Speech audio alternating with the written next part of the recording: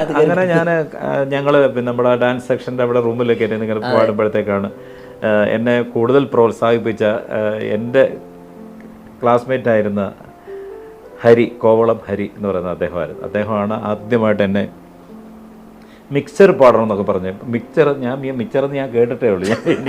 എനിക്ക് അറിഞ്ഞുകൂടാ, സത്യം അല്ല, യഥാർത്ഥമാണ്. എനിക്ക് അങ്ങനെ ആദ്യമായിട്ട് പാടാൻ അന്ന് കെ സി രമയും ഞങ്ങൾ രണ്ടേ കൂടെ പിന്നെ ഹരിയുടെ അമ്പലത്തിൽ, അന്ന് കണ്ണൂർ ജോസ് കീബോർഡിസ്റ്റാണ് വായിക്കുന്നത്. അല്ലല്ല കണ്ണൂർ ജോസ്, അദ്ദേഹം മരണപ്പെട്ടു. പുളിങ്കുടി, അതെ കോവളത്ത്, അവിടെ ഒരു അമ്പലത്തിലായിരുന്നു. അമ്പലത്തിൻ്റെ പേര് എനിക്ക് അറിഞ്ഞുകൂടാ. അങ്ങനെയാണ് ഞാൻ ആദ്യമായിട്ട് എൻ്റെ അടുത്ത് ഈ മൈക്ക് എടുത്ത് ഒരു പ്രൊഫഷണൽ പരിപാടി ഹരിയാണ്. ഞാൻ പല വേദികളും പറയാറുണ്ട്. കീബോർഡ് ഹേമൻ, അദ്ദേഹത്തിന്റെ മകനാണ് ഇവിടെ ഇരിക്കുന്ന കീബോർഡിസ്റ്റ്. ഹേമന്റെ അല്ല, ഹരിയുടെ മകനാണ് സിദ്ധാർത്ഥ്.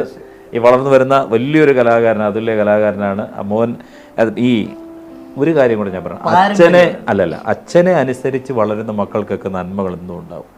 അച്ഛനും അമ്മയെ അനുസരിച്ച് വളരുന്ന മക്കൾക്ക് എപ്പോഴും തീർച്ചയായിട്ടും ജീവിതത്തിൽ നന്മകളുണ്ടാകും എന്നുള്ള ഒരു കാര്യം കൂടെ ഞാൻ പറയുകയാണ്. അപ്പം ഞാൻ ആ തുടക്കത്തിൽ എനിക്ക് തന്ന ആ മൈക്കിൽ ഒരിക്കൽ പോലും എനിക്ക് പിന്നിലേക്ക് തിരിഞ്ഞു നോക്കേണ്ടതായിട്ട് വന്നില്ല.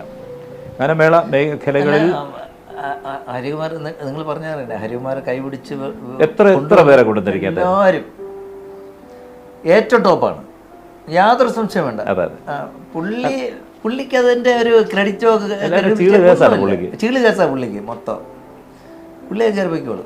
അല്ല അവര് പുള്ളിക്ക് അതൊരു സംഭവമാണ്. അല്ല, ഞാൻ ഓർക്കണമല്ലോ, ഞാൻ ഓർത്ത് പറയണം. ഞാൻ മിക്ക സ്ഥലങ്ങളും പറയാറുണ്ട്. അല്ല, നമ്മൾ പിന്നെ വന്ന വഴികളുണ്ട്. അതായത് ഞാൻ പെട്ടെന്ന് സെലിബ്രിറ്റി ആയാളൊന്നും അല്ല.